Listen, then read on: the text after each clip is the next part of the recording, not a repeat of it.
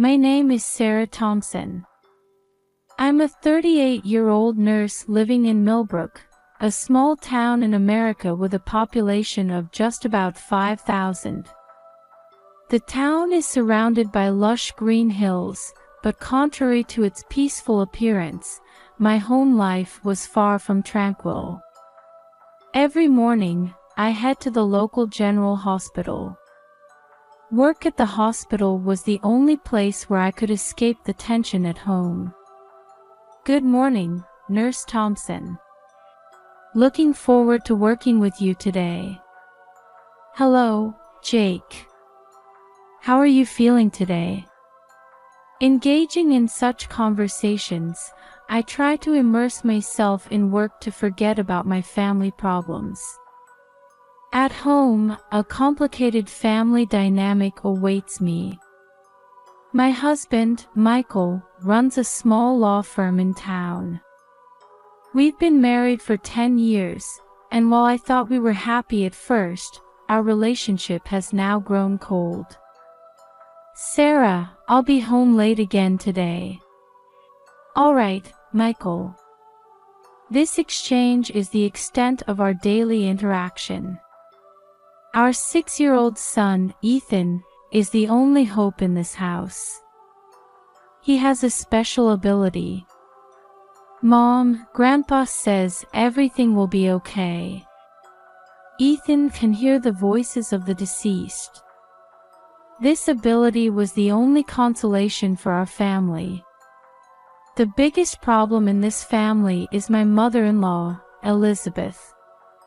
She's nagging, critical, and a constant source of stress for me.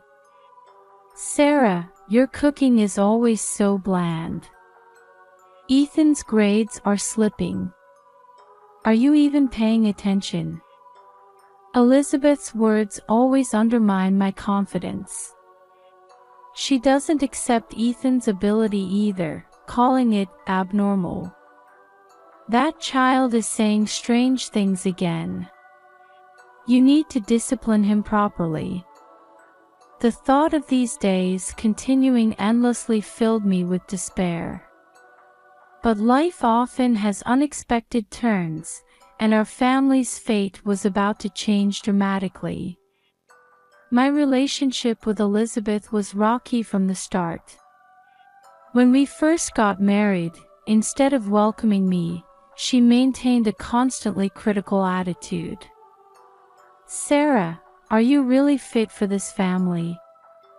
Being a nurse isn't much of a career, you know. Hearing such words daily gradually eroded my self-esteem. My married life with Michael was also greatly affected by his mother's presence. At first, my husband would defend me, but gradually he started taking his mother's side. Sarah, Mom has a point. Why don't you try a little harder? My husband's words deeply hurt me. The feeling of isolation within the family grew stronger day by day. The only solace was my son, Ethan. His special ability was a great comfort to me. However, Elizabeth found this ability creepy and started calling Ethan abnormal. That child is saying strange things again. It's not normal, you know. Still, surprisingly, Ethan liked his grandmother. Grandma is actually a good person. She's just suffering from something in her past. Ethan's words left me with mixed feelings. Was he sensing something about my mother-in-law that I couldn't see? As these days continued, we suddenly received news of Elizabeth's accident. Her car had apparently fallen off a cliff. Sarah, Mom's been in an accident. Michael's voice was trembling. I was hit by a wave of complex emotions. My feelings towards the mother-in-law I disliked mixed with the sadness of losing a family member. Grandma is calling, Ethan said. but she seemed scared. His words gave me an odd sense of unease. As funeral preparations began, I noticed a strange atmosphere among the relatives. Instead of being grief-stricken, they seemed to be plotting something. What's going to happen to Elizabeth's estate? Naturally, Michael as the eldest son will inherit it, right? Such conversations were taking place here and there.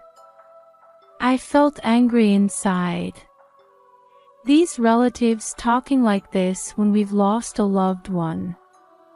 And Michael, silently listening to it all. On the day of the funeral, I was overwhelmed with anxiety. Even Ethan was acting differently than usual. I had a feeling that something significant was about to happen. On the morning of the funeral, a heavy atmosphere enveloped the entire house. As I adjusted my black mourning dress in front of the mirror, I was battling complex emotions inside. My relationship with Elizabeth had never been good, but her sudden death had shocked me deeply. When we arrived at the funeral home, relatives had already gathered. Their expressions showed something other than sadness. I suppressed the growing anxiety in my chest and exchanged greetings mechanically. "Sarah, where's Ethan?" Michael asked. "He was here just a moment ago." I frantically started searching for Ethan. I found him near the altar, staring into space and muttering something as if he was conversing with someone. "Ethan, are you okay?" I called out to him, and he suddenly turned around. "Mom. Grandma is saying everyone's an enemy." Ethan's loud voice drew the attention of all the relatives. I hurriedly embraced him, trying to cover his mouth, but Ethan continued. "Grandma says to give you this." Saying that, Ethan handed me an old book. It looked like Elizabeth's diary. With trembling hands, I started to turn the pages. The contents were unbelievable.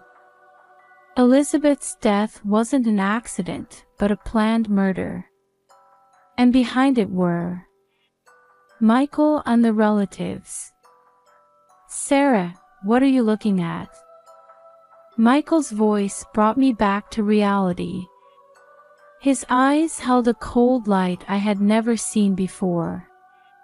Instinctively sensing danger, I took Ethan's hand and stepped back.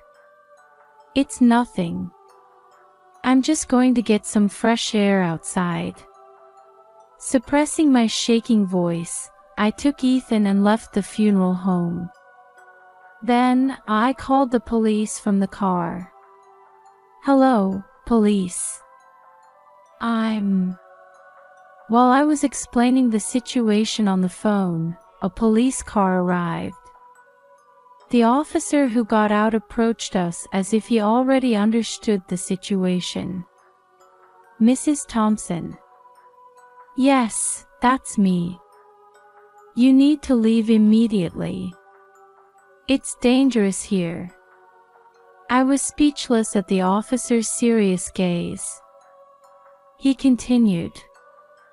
"We've been investigating this case for a while. We received an anonymous tip from your mother-in-law.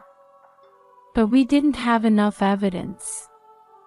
At that moment, we heard angry shouts from the funeral home. Michael and the relatives had come out looking for us.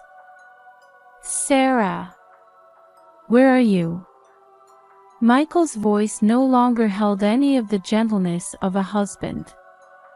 "Hurry," the officer urged.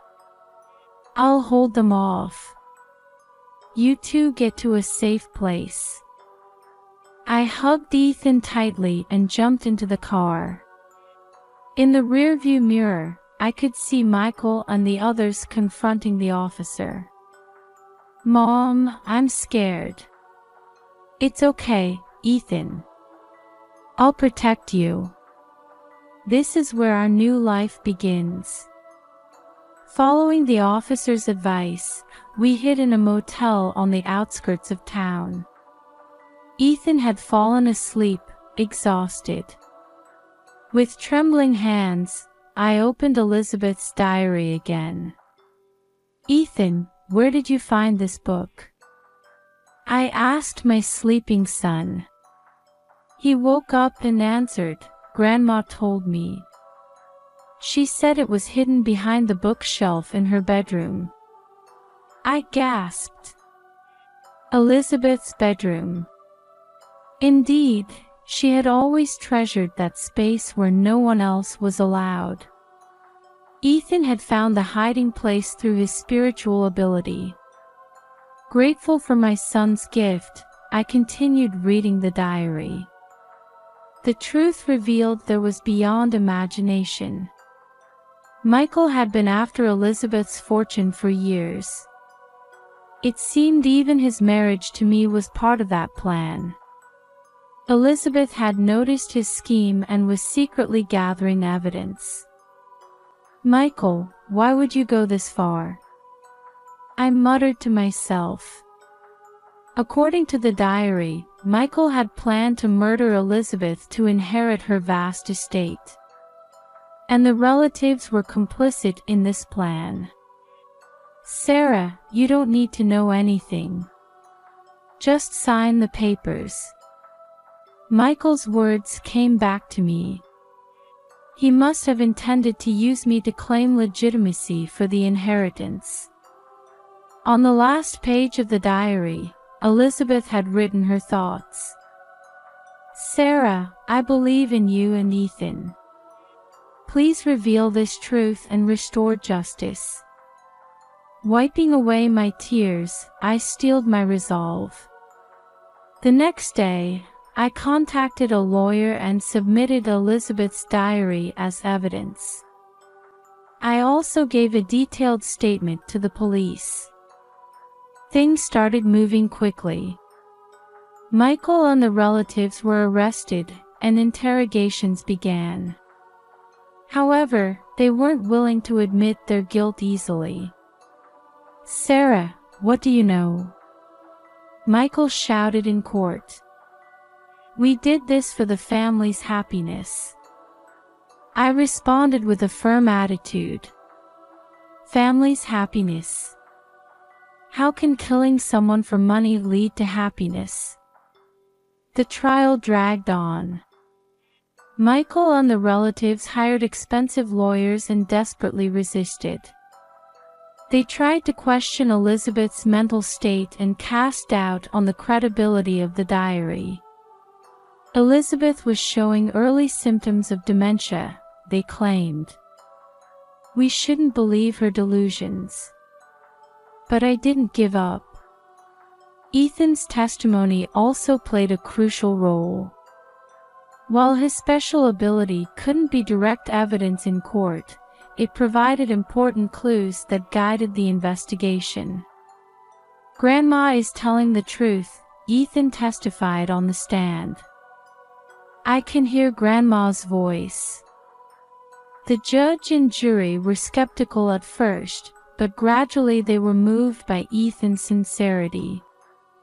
Then, decisive evidence was found. A deliberately tampered part was discovered in Elizabeth's car. This scientifically proved that it wasn't an accidental death, but a planned murder. This evidence clearly shows the defendant's guilt, the prosecution argued. The courtroom was in an uproar, and Michael and the others' faces turned pale. In my final argument, I spoke through tears. Elizabeth wasn't a perfect mother-in-law, but she risked her life for justice. We must not let her brave action be in vain. On the day of the verdict, the courtroom was tense. Then, the judge's voice rang out. The defendant Michael Thompson and his accomplices are hereby sentenced to life imprisonment. I hugged Ethan and shed tears of relief. The long battle was finally over. "Mom, Grandma is happy," Ethan whispered. I looked up at the sky and spoke to Elizabeth in my heart. "Thank you. We will never forget your courage and love. Our life from now on won't be easy. But now that we've revealed the truth and restored justice, we're ready to take a new step forward." As we descended the courthouse steps, I took a deep breath. The long and painful struggle was finally over. Michael and his accomplices had all been found guilty. Justice for Elizabeth's death had at last prevailed. "Mom, now Grandma can rest in peace, right?" Ethan said in a small voice. I hugged my son and replied, "Yes, Ethan. Thanks to Grandma, we were able to reveal the truth." From that day, our new life began. As a result of the trial, all of Elizabeth's estate was inherited by Ethan and me. However, what was important to us wasn't the money. The greatest gift was being able to live freely and safely.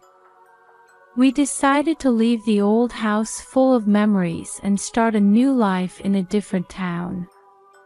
We bought a small house, and Ethan started attending a new school. I also began working as a nurse at a local hospital. "Mom, this house feels really comfortable," Ethan said with a smile. "Yes, Ethan. Let's make lots of happy memories here from now on," I replied. Life in the new environment was confusing at first, but gradually we found our rhythm. Ethan made new friends at school, and I threw myself into work. On weekends, we spent time going to nearby parks or watching movies together. One evening, Ethan suddenly spoke to me. "Mom, Grandma talked to me." Surprised, I asked, "What did Grandma say?" Ethan closed his eyes and became quiet, as if listening to a distant voice. Then, he slowly opened his mouth. "Grandma says, Sarah, you're a wonderful mother. Cherish Ethan's special talent. And from now on, don't be afraid to be happy." Hearing those words, tears welled up in my eyes. My relationship with Elizabeth had been complicated, but knowing that she wished for our happiness in the end warmed my heart. "Thank you, Elizabeth," I whispered softly. That night, as I ate dinner with Ethan, we talked about our dreams and hopes for the future. Ethan said he wanted to use his ability to help people when he grew up, and I promised to support his dream with all my heart. As time passed, the painful memories of the past began to fade. In their place, new happy memories piled up. Watching Ethan grow, I too grew as a woman and as a mother. Sometimes, messages from Elizabeth would come through Ethan. They were always encouraging, giving us courage to move forward. The last message came on the day of Ethan's middle school entrance ceremony. "Grandma says, you both have done so well. Keep walking on this happy path in life. I'm always watching over you." Hearing those words, Ethan and I hugged each other and shed tears of joy. We were filled with gratitude for having overcome past sufferings and now living happily. There will surely be difficulties ahead, but we have the strength to overcome them. With Elizabeth's love and courage in our hearts, we continue to walk forward. A new morning begins. The sunlight streaming through the window brightly